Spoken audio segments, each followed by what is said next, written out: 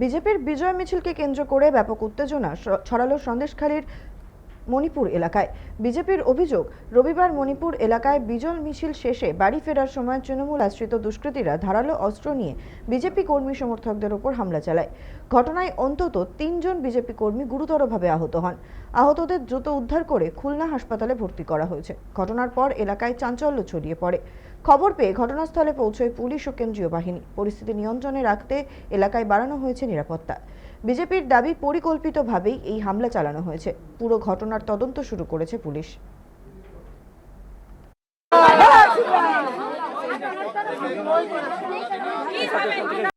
মণিপুর গ্রাম পঞ্চায়েতের অধীনে 252 নম্বর বুথে বিজয় মিছিল করছিলাম। বিজয় মিছিল করতে গিয়ে ওদের বাড়িতে আমরা গেছি, বাড়িতে সামনে গিয়ে আমরা আবির দিচ্ছি। আর আমরা বলছি যে দাদা, কোনো মারপিট নেই, কোনো গন্ডগোল নেই, তোমরা আমাদের সঙ্গে চলে আসো আর আমফানের টাকার ব্যবস্থাটা তোমরা করো। এইটুকু কথাটা বলেছি। যেই বলেছি, ছেলে একজন ওর স্বামী বন্দুক ধরে রেখেছে আর ওর বউ ওই যে আমার দুটো ছেলেকে কপিয়েছে। একজনের তো একদম হাত শিরা কেটে চলে গেছে, সে এখন আরজি গলা ভর্তি। এখানে কোনো জায়গা তাকে নেয়নি।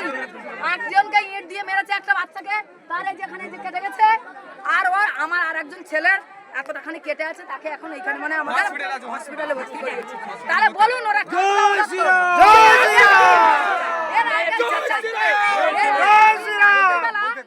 রামপ্রসাদের বাড়িতে রামপ্রসাদকে খুন করার জন্য এখান থেকে অজিত পাত্র, আমার বাবা, আমি মাধবী, আমার বাবা এর আগে মেরেছিল আমার বাবাকে, ভাইকে, সবাইকে ঘর ছাড় করছিল, মেয়েদেরকে সব বয়স্ক আমার লোককে মারছিল, মেরেছিল, আমার ভাসুরকে মেরেছিল। তারপরেও এদিনও মার্ডার করার জন্য আমার বাড়িতে গেছিল। আমরা সবাই দাঁড়িয়েছে গায়ে হাত, ওদেরকে কোনো গায়ে হাত দেয়নি।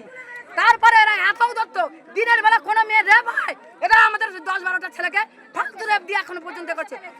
আমরা জেতার পরেও আমাদের সম্প্রীতির কথা আমাদের নেতৃত্ব, উচ্চ নেতৃত্ব বলেন।